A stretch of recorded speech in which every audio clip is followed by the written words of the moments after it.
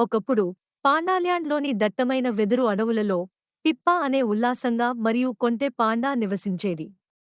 పిప్పా తన ఉల్లాసభరితమైన స్వభావానికి మరియు తన చుట్టూ ఉన్న ప్రతి ఒక్కరినీ నవ్వించాలనే ప్రేమకు ప్రసిద్ధి చెందింది. జంతువులతో, ముఖ్యంగా పక్షులతో కమ్యూనికేట్ చేయడంలో ఆమెకు ప్రత్యేకమైన సామర్థ్యం ఉంది. ఒక ఎండ ఉదయం పిప్పా తన తలలో సందడి చేస్తున్న ఆలోచనతో మేల్కొంది. పాండాల్యాండ్ ఇప్పటివరకు చూడని గొప్ప కామెడీ షోను నిర్వహించాలని ఆమె కోరుకుంది. వార్త త్వరగా వ్యాపించింది మరియు రాబోయే ఈవెంట్ గురించి అన్ని జంతువులు సంతోషిస్తున్నాయి. పిప్పా యొక్క బెస్ట్ ఫ్రెండ్ ఎల్లా అనే తెలివైన ముసలి ఏనుగు వార్తల గాలిని ఆకర్షించింది మరియు కామెడీ క్వెస్ట్లో చేరాలని నిర్ణయించుకుంది. పిప్పా మరియు ఎల్లా అడవిలోని వివిధ మూలల నుండి ప్రతిభావంతులైన పక్షులను ఆహ్వానించడం ద్వారా తమ ప్రయాణాన్ని ప్రారంభించారు. Charlie the chirpy sparrow, Rosie the wise owl మరియు Benny the beatboxing blue jay ఉన్నారు. ప్రతి పక్షి ఒక ప్రత్యేకమైన ప్రతిభను పట్టికలోకి తీసుకువచ్చింది, కామెడీ అన్వేషణను మరింత ప్రత్యేకంగా చేసింది. వారు అడవి గుండా ప్రయాణిస్తున్నప్పుడు పిప్పా మరియు ఎల్లా వివిధ సవాళ్లను ఎదుర్కొన్నారు. క్రోధ స్వభావం గల గొరిల్లా గారిని పాల్గొనేలా ఒప్పించడం మొదటి సవాలు. గంభీరమైన ప్రవర్తనకు పేరుగాంచిన క్రోధ స్వభావం గల గ్యారీ మొదట నిరాకరించాడు. అయినప్పటికీ పిప్పా యొక్క ఆకర్షణ మరియు తెలివి, కొన్ని జోక్లతో పాటు గారి ముఖంలో చిరునవ్వును చిందించగలిగాయి మరియు అతను హాస్య అన్వేషణలో చేరడానికి అంగీకరించాడు. వారు నదికి చేరుకున్నప్పుడు రెండవ సవాలు వచ్చింది. మాండీ అనే కొంటె కోతి కాపలాగా ఉన్న ఇరుకైన వంతెనను దాటడానికి ఏకైక మార్గం. వంతెనను దాటడానికి ప్రయత్నించే వారిపై చిలిపి ఆడటం మాండీకి చాలా ఇష్టం. పిప్పా సరదాలో నిష్ణాతుడు కావడంతో దాగుడుమూతలు ఆటలాడే ఆటతో మాండీని అధిగమించి ముగ్గురిని సురక్షితంగా దాటేలా చేశాడు. అవతలి వైపుకు చేరుకున్నప్పుడు వారు ఒక అందమైన పచ్చిక భూమిపై పొరపాట్లు చేశారు. అక్కడ వారు నృత్యం చేస్తున్న సీతాకోకచిలుకల గుంపును కనుగొన్నారు.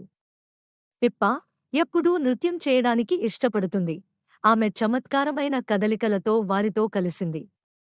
ఎల్లా సున్నితమైన రాక్షసుడు కావడంతో సీతాకోకచిలుకలు ఆనందంతో ముసిముసిగా నవ్వుతూ అందంగా ఊగిసలాడింది. సీతాకోకచిలుకలు రాబోయే కామెడీ క్వెస్ట్ గురించి ప్రచారం చేస్తామని వాగ్దానం చేశాయి. వారు తమ ప్రయాణాన్ని కొనసాగిస్తున్నప్పుడు వారు టెర్రీ అనే తెలివైన ముసలి తాబేలును ఎదుర్కొన్నారు. టెర్రీ నవ్వు యొక్క ప్రాముఖ్యత గురించి మరియు అది అందరినీ ఎలా ఏకతాటిపైకి తెచ్చిందనే దాని గురించి తన జ్ఞానాన్ని పంచుకున్నాడు.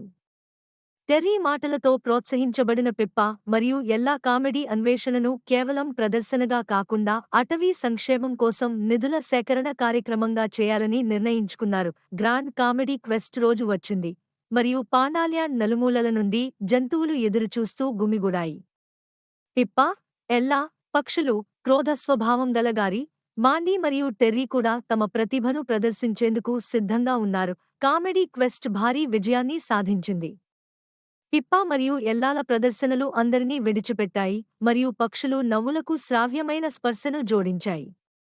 క్రోధ స్వభావం గల గ్యారీ తన తమాషా కథలతో అందరినీ ఆశ్చర్యపరిచాడు మరియు మాండీ యొక్క ఉల్లాసభరితమైన చిలిపి చేష్టలు సంతోషకరమైన ఉపాయాలుగా మారాయి.